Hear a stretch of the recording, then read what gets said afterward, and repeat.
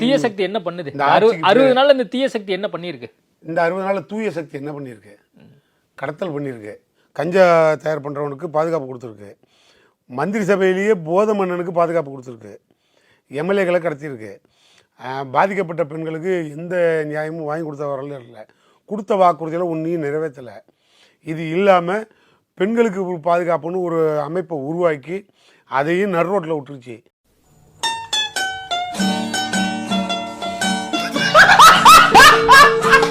இது அத்தனையும் செஞ்சது இந்த 60 நாளில், 40 நாளோ 50 நாளோ 60 நாளோ இந்த நாட்களில் இந்த தூய சக்தி ஒன்றே நடந்திருக்கு. ரொம்ப தெளிவாக நடந்திருக்கு.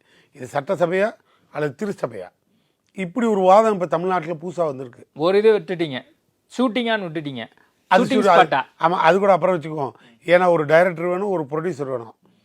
இது ரெண்டும் இருந்தால் மட்டும்தான் ஆக்டர் விஜய்க்கு, சிஎம் ஜோசப் விஜய்க்கு பேச முடியும். ஆக்டர் விஜய்னு தெரியுமா இல்லை ஜோசப் விஜய்னு எனக்கு தெரியும். உங்களுக்கு ஜோசப் விஜய்னு எனக்கு தெரியும். தம்பி உனக்கு என்னையா தெரியுமா தம்பி? சொல்கிற தம்பி, ப்ராக்டிக்கலாக கேட்குறேன். எப்போ தெரியும் உங்களுக்கு ஜோசப் விஜய்னு? உங்களுக்கு தெரிஞ்ச ஜோசப் விஜய் பேச ஆரம்பித்தா நீங்கள் தான் கிளம்பி ஓடிடுறீங்களே. முதல்ல ஜோசப் விஜய்ங்கிற கேரக்டர் என்னைக்கு உயிரோட வந்தது? எச் ராஜா கண்டுபிடிச்சி சொன்னதுக்கப்புறம் வந்தது. புரியுதா? அதுக்கு முன்னால் வெறும் நடிகர் விஜய்னு வந்தது. நடிகர் விஜய்ங்கிறவர், நடிகர் விஜய்ங்கிறவர் அவரோட சொந்த லாபத்துக்காக வேலை பார்த்துட்டு இருந்தார். அது வரைக்கும் ஜோசப் விஜய்னு போட்டால் படம் ஓடாது. புரியுதா?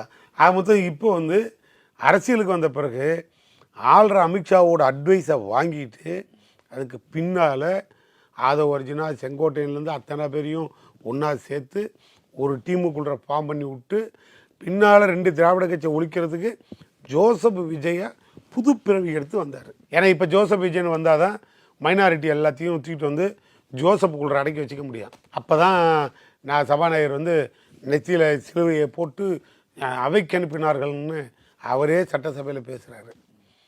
இது நெத்தியில் சிலுவையை போட்டு சபைக்கு அனுப்பினார்களாம். இப்படிலாம் சபாநாயகர் சட்டசபையில் உட்காந்தே பேசுகிறாரு. அப்படின்னா அதுக்கு தான் நாங்கள் ஆரம்பித்தோம். அது சட்டசபையா இல்லை திருச்சபையா ஒரு அளவும் புரியல. நீங்கள் பிசாமல் வரீங்க, எல்லோரும் உட்காடுறீங்க, சோத்திரங்கிறீங்க, அத்தனை கட்சியில் இருக்கவனையும் கூப்பிட்டு வரீங்க, உள்ளே வச்சுக்கிறீங்க, கேட்டால் பாவம் பண்ணி கொடுக்குறேங்கிறாரு. நான் என்ன கேட்குறேன், இவர் என்ன ஜோசப் விஜயா அல்லது பிஷப் விஜயா? ஒன்றுக்காவது பதில் சொல்லு கண்ணு. அடுத்து கேள்வி கேட்கறது என்னன்னு யோசிக்கிறியா? ஆமாம், எங்கேருந்து தொடங்குறது வேற எனக்கு தெரியல. பேரம் பண்ணதை பற்றி நீங்கள் சொல்கிறீங்க. பேரம் பண்ணது குதிரை பேரம். அதான், அது குதிரை பேரமா, பெருச்சாளி பேரமா, இல்லை என்னென்னமோ ஒட்டக பேரமா அப்படிங்கிற கேள்விலாம் இருக்குது.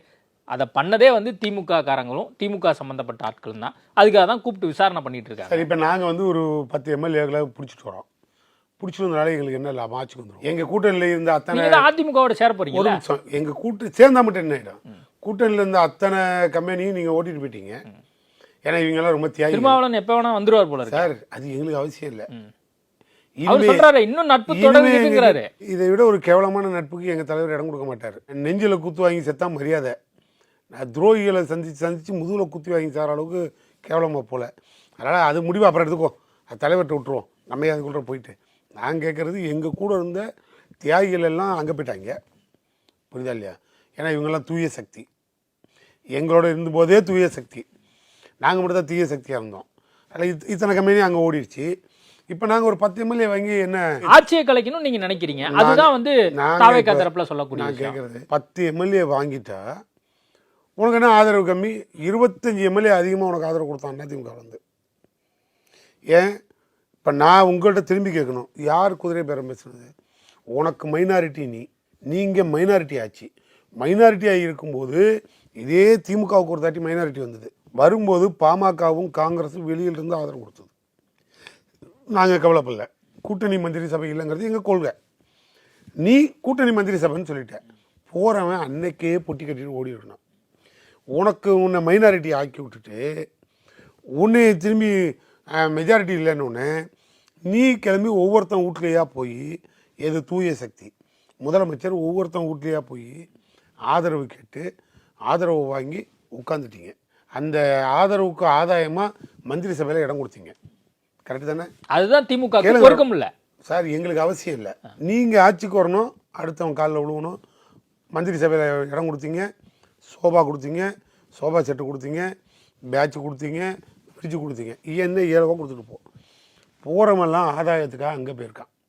ஏன் நீ மந்திரி சபை மந்திரி பதவி கொடுப்ப, பணம் கொடுப்ப, பதவி கொடுப்பேன்னு தான் நாங்கள் போயிருக்கான். கொடுத்துட்டீங்கல்ல. ஸோ அது குதிரை பேரம். இப்போ நாங்கள் ஒன்றுமே கிடையாது. உன்னை குதிரை பேரம் குற்றச்சாட்டு வச்சோம்ல இந்த ஆட்சியில். சட்டசபையிலே பிரேமலதா சகோதரி பிரேமலதா எழுச்சி பேசுனாங்கல்ல, அதனால் பதில் சொல்ல முடியல. சரி, முன்னாள் தலைவர்கள்லாம் பார்த்தேன், அது மரியாதை நிமிர்த்தம். அங்கே ஒரு 20 எம்எல்ஏக்களை போய் நீ விலைக்கு வாங்கிட்டு வந்துட்டேன். அந்த 25 பேரும் உள்ளே வந்து உனக்கு ஓட்டு போட்டுட்டாங்க. கட்சி தகவல் தடை சட்டப்படி அல்லது உனக்கு கட்சி மாறி ஓட்டு போட்டபடி கொறடா கொடுத்த கம்ப்ளைண்ட்லாம் நடவடிக்கை பெண்டிங்கில் இருக்குது. நீ தான் குதிரை பேரம் நடத்தினேன். இந்த வழக்கே இப்போ கோர்ட்டில் இருக்குது. கண்டிப்பாக அந்த ஆட்சி மாற்றத்திற்கு இந்த வழக்கு தான் பெரிய உதவியாக இருக்கும், உறுதுணையாகவும் இருக்கும். அதை அப்புறம் கூட வச்சுக்குவோம். இப்போ நாங்கள் வந்து 10 எம்எல்ஏ வாங்கணும்னு சொல்லி எங்களுக்கு என்ன பிரயோஜனம்? நாங்கள் வாங்கி என்ன பண்ண போகிறோம்? இந்த குற்றச்சாட்டுலேருந்து ஒன்று மாற்றிக்கிறதுக்கு ஆட்சியை கவிழ்க்க போகிறோன்னு எங்களில் ஒரு 10 பேரை பிடிச்சி கேஸ் போடுறேன். சரி, நீ போட்டுக்கோ. இப்போ நீ வைகோவும் பேசுனீங்கல்ல பேரம். கவசமாக இருக்க போகிறாரு சார், நீங்கள் தேவையில்லாமல் வைகோவை டச் பண்ணாதீங்க. வைகோ தானே கவசமாக அட்வைஸ்லாம் நிறையா கொடுத்துருக்காரு, அறிவுரையெல்லாம் சொல்லியிருக்காரு. நான் அப்புறமா சொல்கிறேன். அப்பாவும் புள்ள மட்டும்தான் கட்சியில் இருக்காங்க, வேறு யாரும் இல்லை. அவர் கட்சி 2 எம்எல்ஏ, அவங்களையும் நீங்கள் வாங்கிட்டீங்க, பேரம் பண்ணி வாங்கிட்டீங்க. அது எங்கள் கட்சி எம்எல்ஏ. அவர் எங்கள்கிட்ட லீஸு கூட்டிட்டு போனார். நீ உன் எம்எல்ஏவை நீ போய் உன் 3க்கு தீப்பெட்டி சின்னம் வாங்கின மாதிரி நீ ஏதாவது ஒரு கத்திரிக்கோள் சின்னத்தை வாங்கி நின்று தொலைக்க வேண்டியதானே? நீங்க தான் வற்புறுத்தினீங்களாமே. நாங்க உதயசூரியன் சின்னத்துல நிக்கணும்னு சொல்லி வற்புறுத்தாக காலையில அறிக்கை கொடுத்திருக்காரு. நாங்க வற்புறுத்தினதுனால இறங்கி போறேன்னு சொன்னா நீ ஒரு கட்சி தலைவர், நீ உனக்கு எதுக்கு ஒரு கட்சி? நான் சொல்றேன் பகிரங்கமா அப்படியே போடு. வைகோபால்சாமிக்கு பட்டாணி கடையில் கூட வேலைக்கு லாய்க்கல. 2 எம்எல்ஏவை எங்கள்கிட்ட லீஸு கொடுத்த மாதிரி சின்னம் எங்களுது, பேட்டி ஒன்றுது. பதவி சுகத்தை அனுபவிக்கிறது கோபால்சாமியும் பிள்ளையும்.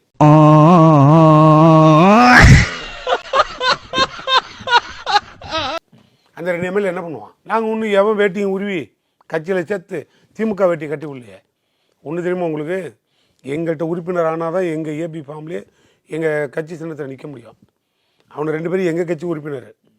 இது வரைக்கும் எங்கள் வேட்டியை கட்டாத ஆள். இது வரைக்கும் மதிமுக வேட்டி கட்டிக்கிட்டு கருப்பு துண்டை போட்டுக்கிட்டு அந்த கட்சியில் இருந்த வரைக்கும் அப்படியே வைக்க மாதிரி சுற்றினாங்க, மன்னார கம்பெனி மாதிரி. இப்போ ஆனஸ்ட்டாக அவங்களுக்குன்னு ஒரு சுயமரியாதையை காப்பாற்றுற அளவுக்கு தெம்பாக வெளியில் வந்துட்டாங்க. மக்களால் தேர்ந்தெடுக்கப்பட்டவன் நான், மக்கள் பணிக்கு மட்டும்தான் நாங்கள் வந்திருக்கேன். உனக்கு அடிமையான வரல, எந்த கட்சிக்கும் நான் அடிமை இல்லை. போய் மக்கள் வேலையை பார்க்குறான்ட்டு போயிட்டான். நாங்கள் ஏன் விலைக்கு வாங்குறோம்? இப்போ தான் தெரியுது ஆல் பார்ட்டி லீஸ் பார்ட்டின்னு. அது வேறு விஷயம், அதுக்குள்ள அப்புறம் போகலாம். வைகோ பார்ட்டியை பொறுத்த மட்டும் லீஸ் பார்ட்டின்னு தமிழ்நாடு முழுக்க வந்துருச்சு. அது திமுக இல்லைப்பா, மறுபடி திமுகன்னு நாங்கள் இடையில பேசுவோம். இப்போ அது பார்ட்டி இல்லை, லீஸ் பார்ட்டி.